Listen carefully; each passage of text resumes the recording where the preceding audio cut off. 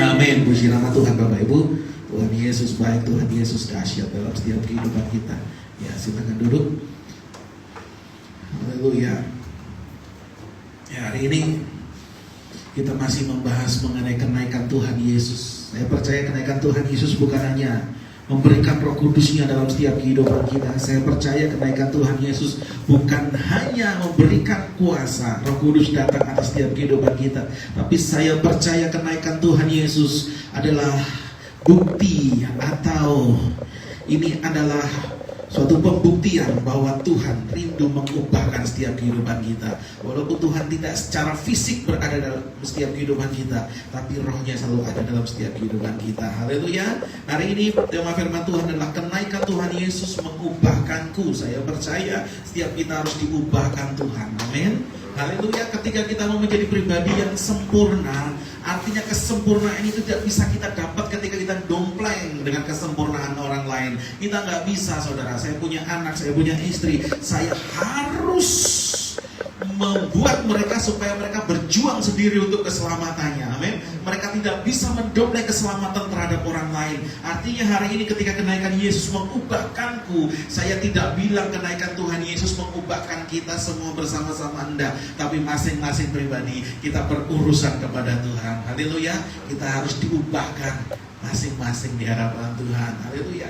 Hari Minggu kemarin, saudara, saya scroll TikTok, ada pendeta yang lucu itu, saudara, yang di Manobe, saudara, dari timur atau dari Halmahera itu pendeta, saudara. Dia berkata seperti ini, saudara. Keselamatan itu seperti kita mau ke WC. Ke WC. Artinya apa? Tidak bisa diwakilkan. Amin. Haleluya. Bro, kamu mau mana? Mules, mau mules loh. Nitip. Nggak bisa, saudara. Kita nggak bisa nitip kalau untuk buat mules. Kita harus selesaikan masing-masing secara pribadi. Haleluya.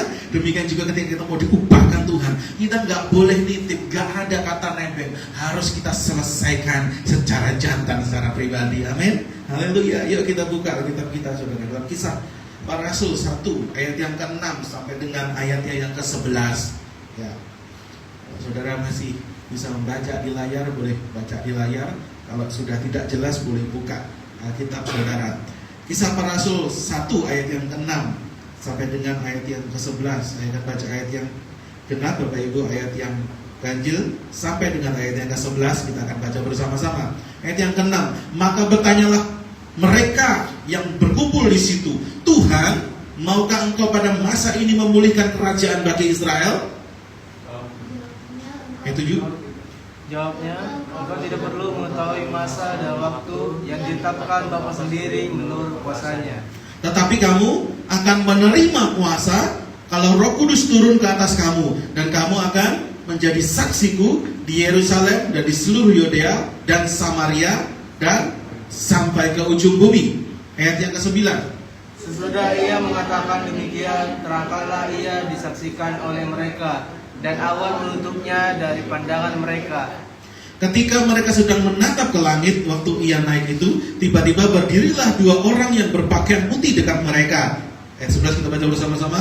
Dan berkata kepada mereka, hai orang-orang Galilea, mengapakah kamu berdiri melihat ke langit? Yesus ini yang terangkat ke surga meninggalkan kamu akan datang kembali dengan cara yang sama seperti kamu melihat dia naik ke surga. Haleluya. Hari Jumat kemarin, saudara, setelah kami Veterans Ministry mengadakan retreat, kami berempat bersama dengan Bung Tobias. Itu kita podcast, dan salah satu bahasan dari podcast kita adalah kita menyoroti tentang bagaimana ketika Tuhan Yesus itu adalah menjadi satu-satunya pribadi yang peduli buat setiap kehidupan kita. Kalau banyak nabi, ada nabi yang dipakai Tuhan luar biasa, diangkat ke surga tapi gak pernah turun. Amin. Ada Elia, ada Henok, ya kan? Tapi satu-satunya yang akan turun untuk menjemput kita siapa? Tuhan Yesus. Artinya dia satu-satunya pribadi yang peduli buat setiap kehidupan kita. Artinya dia tidak pernah meninggalkan kita. Nah, hari ini ketika Tuhan tidak meninggalkan kita, artinya dia mau kita mau menjadi sempurna dan kita diubahkan sesuai dengan apa yang menjadi bentukannya Tuhan. Nah, kenaikan Tuhan Yesus itu akan mengubahkan apa, saudara? Saya bacakan ayat yang ke-6 dan ke-7 lagi, saudara. Klik lagi. Kenaikan Tuhan Yesus akan mengubahkan apa, saudara? Ayat yang ke-6 sampai dengan yang ke-7. Klik lagi. Ya. Maka bertanyalah mereka yang berkumpul di situ, Tuhan, maukah engkau pada masa ini memulihkan kerajaan bagi Israel? Jawabnya, engkau tidak perlu mengetahui masa dan waktu yang ditetapkan Bapa sendiri menurut kuasanya. Haleluya. Yang pertama, saudara, klik lagi 2 kali kliknya. Klik. Ya. Lagi, klik. Ya. Yang pertama, saudara, yang Tuhan ubahkan adalah apa, saudara? Klik lagi. Ya, apa? Tuhan mau mengubah tujuan kita. Amin. Tuhan mau mengubah tujuan. Kalau saudara baca, saudara, di dalam kitab Yohanes pasal-pasal yang terakhir, di situ murid-murid Tuhan Yesus sedang bercakap-cakap dan mereka sedang mempertentangkan siapa yang terbesar. Nantinya siapa yang akan terbesar. Karena apa? Mereka berpikir bahwa Tuhan Yesus akan menjadi raja secara fisik. Mereka berpikir Tuhan Yesus akan menjadi raja secara fisik. Makanya mereka bertanya, Tuhan, maukah engkau pada masa ini memulihkan kerajaan bagi Israel? Artinya harapan mereka ketika Yesus menjadi raja secara fisik, mungkin mereka bisa menjadi menterinya, gitu kan? Mereka menjadi orang yang berkuasa bersama-sama dengan Tuhan, karena mereka adalah orang-orang dekatnya Tuhan. Tapi dengar baik, apa yang menjadi impian mereka ternyata semuanya buyar. Apa yang mereka rencanakan itu tidak terjadi. Karena apa? Tuhan Yesus naik ke surga dan Tuhan Yesus tidak menyatakan dirinya sebagai raja secara fisik saat itu. Dan ketika itu, maka apa yang menjadi tujuan dari murid-murid yang tadinya dia mau, wah nanti aku punya jabatan, aku punya pangkat ketika Yesus jadi raja, pasti aku juga menjadi orang yang berkuasa di bawahnya Yesus. Jadi ya, banyak orang ketika sudah dipulihkan Tuhan, bertobat lahir baru, dia pikir, waduh semuanya akan ada dalam genggaman kuasanya. Iya, selama kita menjadi pasien dan Kristen anak-anak tetap seperti dicekokin susu terus, wah mujizat, berkat sepertinya terus ada. Tapi dengar baik, ketika kau didewasakan, maka kau akan alami yang namanya masa-masa sukar. Tuhan izinkan kesulitan terjadi supaya kau tidak menjadi anak gampangan. Amin. Haleluya. Artinya hari itu benar-benar murid menjadi seseorang yang kehilangan arah, kehilangan tujuan. Dan Yesus mengubah tujuan mereka. Diubahkannya apa, saudara? Klik. Ya. Diubahkannya apa? Yang pertama, contohnya adalah self-center. Yang tadinya mereka hanya mementingkan diri sendiri, mementingkan kepentingannya. Yang penting aku nanti punya jabatan. Aku punya jabatan yang oke ketika Yesus jadi raja. Keinginannya seperti itu. Tapi mereka diubahkan Tuhan sehingga mereka bisa mengikuti hanya Yesus saja yang menjadi pusat tujuanku. Amin. Ini gak gampang, saudara. Ini gak gampang. Murid-murid dulu, waduh, aku melayani Tuhan, aku ikut Tuhan, mengiring Tuhan 3,5 tahun. Aku belajar sama Tuhan Yesus. Pasti suatu saat aku akan juga berkuasa ketika Yesus dinyatakan sebagai raja. Ternyata itu tidak terjadi. Ternyata apa yang dia rindukan tidak terjadi. Karena apa? Tujuannya berubah. Yang tadinya untuk kepentingan diri sendiri, dia ubah menjadi kepentingannya Tuhan. Yang kedua, kalau yang tadinya murid-murid ini berorientasi berkat jasmani, diubah Tuhan menjadi berorientasi berkat rohani. Saya percaya kalau mereka punya angan-angan, mereka punya kuasa di bumi, mereka punya kekayaan, punya pangkat, dan Tuhan ubahkan supaya mereka melihat perkara-perkara rohani, perkara-perkara ilahi. Amin. Ketika mereka melihat perkara-perkara rohani ini, mereka akan lihat, oh iya ya, dunia ini hanya sementara. Aku gak bisa hanya menghabiskan waktuku hanya untuk mencari pangkat, mencari kekayaan, mencari yang namanya berkat. Saya percaya kita menjadi orang yang diberkati, tapi kita bukan orang yang diperbudak oleh berkat. Yang mengerti katakan amin. Haleluya. Kita harus menjadi pribadi yang tahu bahwa tujuan kita adalah kekekalan. Amin. Bukan kefanaan di bumi ini. Jadi hari ini kalau kita sudah mulai pusing dengan cicilan, kita sudah mulai pusing dengan keadaan yang mungkin Tuhan sepertinya mau gak habis-habis masa sengsaraku. Dengar baik hari ini, itu sebenarnya Tuhan mau menegur kita supaya kita merindukan tanah air yang luar biasa. Warga kerajaan kita adalah kewarganegaraan di surga, bukan di bumi. Tuhan memang sengaja membuat kita gak betah di sini supaya apa? Yang kita rindukan, tujuan kita adalah di mana Tuhan menyediakan kekekalan dalam setiap kehidupan kita. Bukankah dalam Yohanes 14 dikatakan apa? Aku pergi kepada Bapa untuk menyediakan ya rumah bagi kita, tempat tinggal kami. Haleluya. Artinya Tuhan mau menyediakan berkat rohani yang luar biasa buat setiap kehidupan kita. Jadi hari ini kalau engkau mau diberkati bukan hanya berkat jasmani. Kalaupun hari ini engkau diberkati berkat secara jasmani, bersyukur, amin.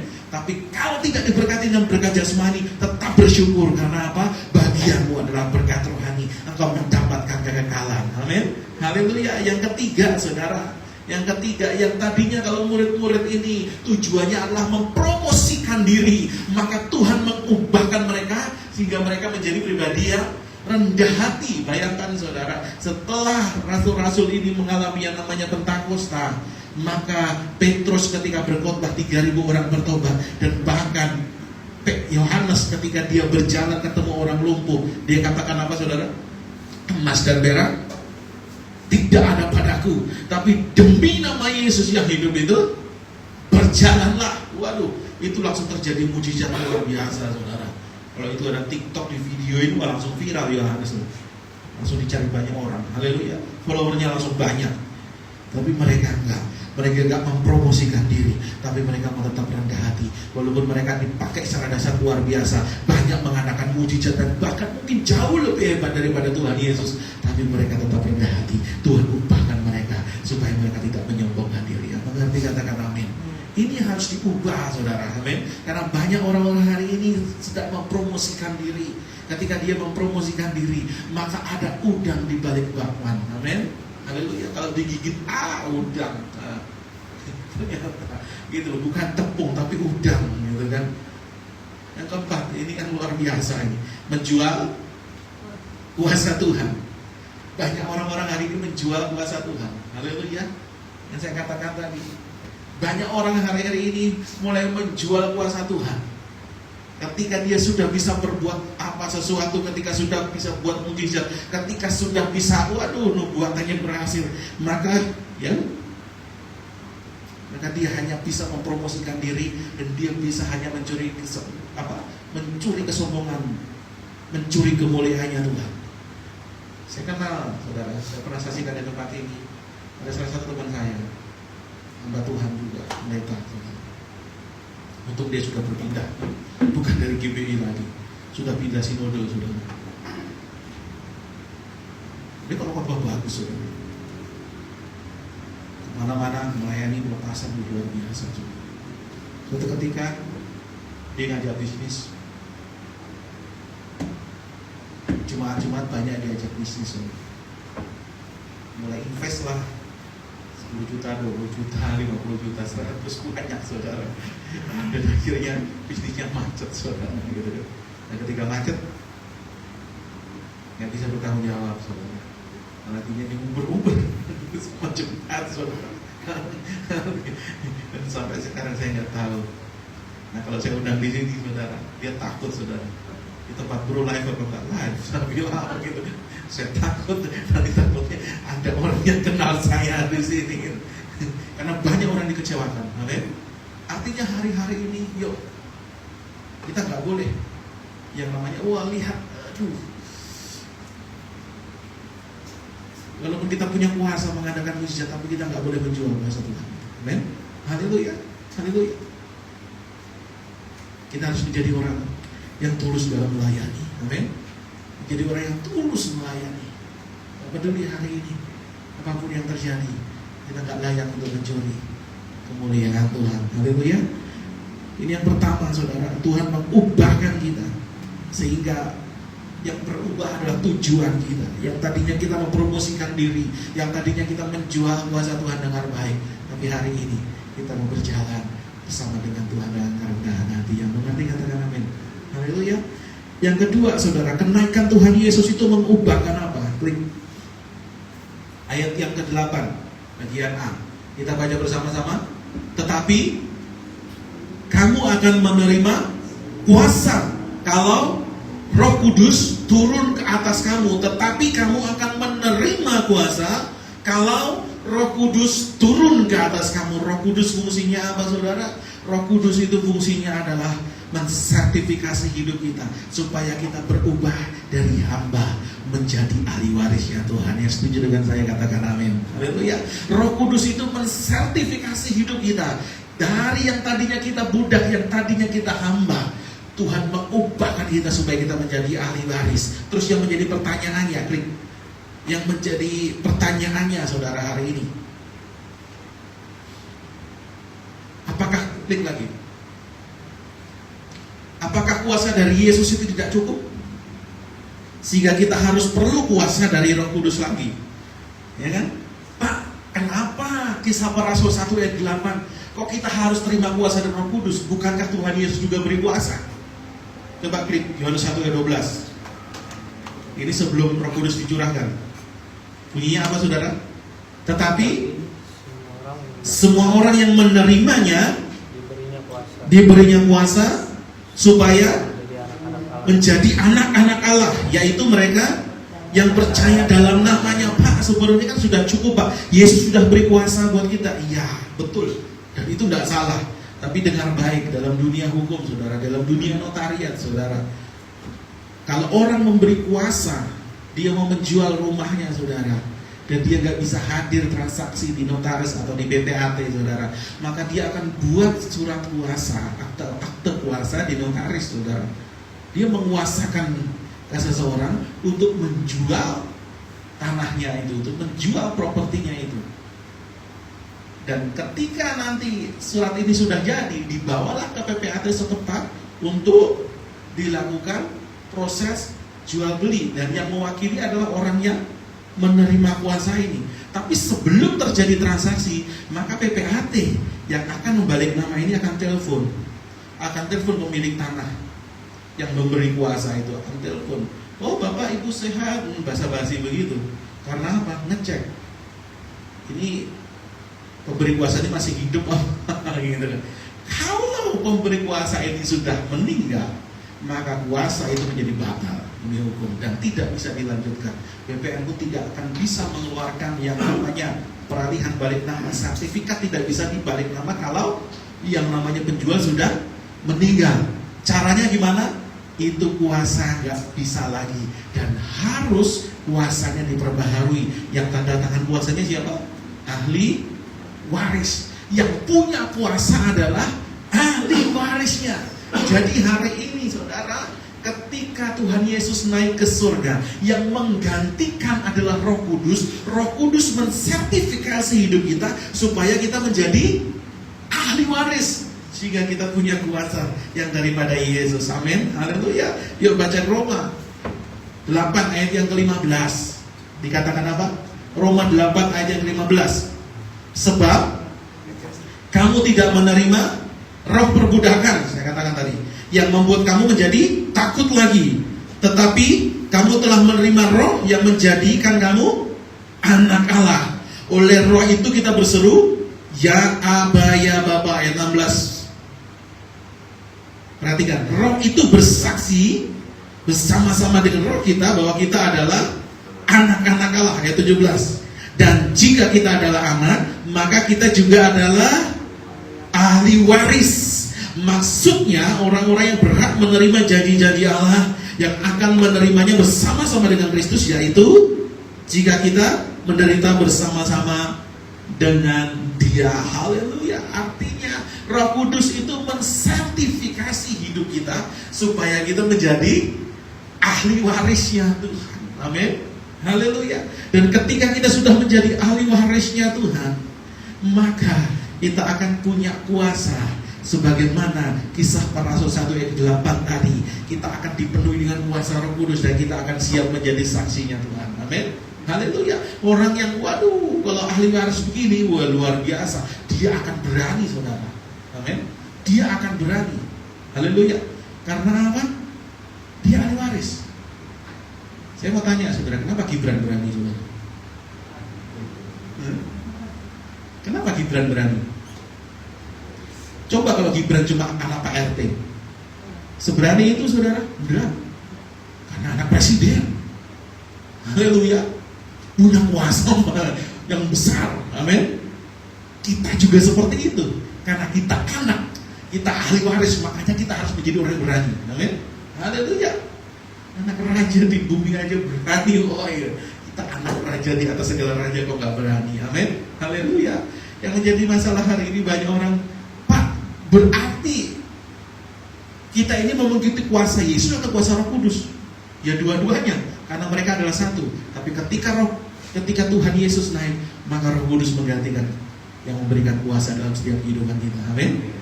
Yesus dalam Yohanes 17, dia berdoa, jadikanlah mereka satu seperti aku dan engkau satu. Dalam bagian lain Yesus mengatakan apa? Biarlah aku tinggal di dalam mereka dan mereka di dalam aku. Sebenarnya Tuhan Yesus sedang mencatat nama kita di dalam kartu keluarganya Allah. Amin. Tuhan sedang mencatat nama kita. Dia sedang menggabungkan kita supaya kita menjadi warga kerajaannya Allah. Kita masuk di dalam kartu keluarganya Allah. Kita punya kakak di surga. Karena apa? Yesus yang menuliskannya sendiri. Kita disatukan yang tadinya kita di luar, maka kita menjadi satu keluarga dengan Tuhan. Yang mengerti katakan amin. Haleluya. Tapi hari ini apakah cukup kita dengan kartu keluarganya Allah? Kita akan berhadapan dengan pengadilan Tuhan. Kalau saudara pergi ke notaris atau ke kelurahan, ingin membuat surat keterangan waris, saudara bawa kakak, cuma kakak saja, kartu keluarga, itu belum cukup untuk membuktikan engkau sebagai ahli waris. Harus ada satu surat lagi yang diperlukan untuk membuktikan bahwa engkau ahli warisnya dari tuan almarhumah atau almarhum yang meninggal. Apa surat itu saudara? Akte kelahiran. Amin. Akte kelahiran. Kalau sudah ada kakak, maka notaris akan minta yang namanya akte kelahiran. Di BPN juga minta yang namanya akte kelahiran. Oh ya benar, ini anaknya si Tuan Anu. Ini adalah sah, benar ahli warisnya. Amin. Haleluya. Dan Roh Kudus itu adalah roh yang membuat kita lahir baru. Dan kita punya sertifikat. Amin. Sehingga tidak ada yang bisa menggugat yang namanya sertifikat kita. Tidak ada yang bisa menggugat hak kita sebagai ahli waris. Karena Roh Kudus sudah menyatakan kita sebagai ahli warisnya yang sah. Haleluya. Titus 3 ayat yang kelima dikatakan apa? Titus 3 ayat yang kelima dikatakan apa? Pada waktu itu Dia telah menyelamatkan kita, bukan karena perbuatan baik yang telah kita lakukan, tetapi karena rahmat-Nya oleh permandian kelahiran kembali dan oleh pembaharuan yang dikerjakan oleh Roh Kudus. Jadi artinya Roh Kudus itu memberi wadah buat kita supaya kita menjadi orang yang lahir baru. Makanya hari ini kita bisa declare, aku ahli warisnya Tuhan, aku penuh dengan kuasa, aku berkandungan karena apa? Aku punya kartu keluarga Allah. Amin. Tuhan Yesus mencatatkan namaku di kitabnya. Tuhan Yesus mencatatkan namaku di kartu keluarganya Allah. Dan yang paling penting ini, aku punya sertifikat kelahiran baru. Amin. Aku punya sertifikat kelahiran baru. Roh Kudus memverifikasi hidupku sehingga aku layak untuk menjadi ahli warisnya Tuhan. Amin. Haleluya. Jadi hari ini gak ada yang bisa menggugat, iblis pun gak bisa menggugat kita ketika kita sudah sah menjadi ahli warisnya Tuhan. Amin. Haleluya. Sehingga gak ada ketakutan dalam setiap kehidupan kita. Haleluya. Kalau kita sudah tahu, waduh, Kita punya kuasa dari Raja di atas segala raja. Sepertinya jalan kemanapun kita gak akan pernah takut. Menghadapi apapun kita gak pernah takut. Karena apa? Kita ahli waris. Amin. Haleluya. Ahli waris dunia yang dablek saja saudara, itu sok berkuasanya luar biasa saudara. Ada anak dirjen pajak, bukan dirjen lah, yang kasus kemarin itu Rafael siapa itu anak yang punya Rubicon atau punya apa itu kan, anak pejabat saja begitu sok berkuasanya begitu gitu kan. Padahal itu yang punya jabatan bapaknya. Maksudnya begini, artinya hari-hari ini kalau kita menjadi ahli warisnya Tuhan, gak akan ada yang menakutkan hidup kita. Amin. Kita pasti terjamin di hadapan Tuhan. Percaya, haleluya. Percaya kalau kita ahli warisnya Tuhan, kita pasti terjamin hidupnya. Saya percaya Tuhan tidak akan pernah membiarkan kita. Amin. Bapak dunia saja saudara, untuk meninggalkan anaknya, dia pasti berikan warisan yang terbaik. Amin. Dia berikan warisan yang terbaik, apalagi Bapak di surga. Amin. Makanya dia katakan, jangan gelisah hatimu, di rumah Bapakku banyak tempat tinggal. Artinya Tuhan sediakan yang terbaik. Kita punya warisan di sana. Amin. Haleluya. Tuhan sendiri sudah menetapkan, aku menyediakan tempat bagimu. Karena apa? Engkau menjadi ahli waris yang Bapa. Haleluya. Jadi yang kedua saudara, ketika Roh Kudus naik, Roh Kudus memverifikasi hidup kita, Roh Kudus turun, Tuhan Yesus naik, Roh Kudus turun, dan kita menjadi pribadi, menjadi ahli warisnya. Kita bukan budak lagi, kita bukan hamba lagi, tapi kita ahli warisnya Tuhan yang penuh dengan kuasa. Yang mengerti katakan amin. Yang ketiga saudara, yang terakhir, kenaikan Tuhan Yesus akan mengubah apa saudara? Kisah 1 ayat ke-8. Tetapi kamu akan menerima kuasa kalau Roh Kudus turun ke atas kamu, dan kamu akan menjadi saksiku di Yerusalem dan seluruh Yudea dan Samaria dan sampai ke ujung bumi. Haleluya. Yang ketiga, yang terakhir, Yesus mengubah apa saudara? Pasien menjadi saksi baginya. Pasien itu apa saudara? Pasien itu ya dulu kita gitu. Yang datang kepada Tuhan cuma minta berkat, yang dulu datang kepada Tuhan cuma minta mujizat, disembuhkan. Gak salah saudara, itu gak salah.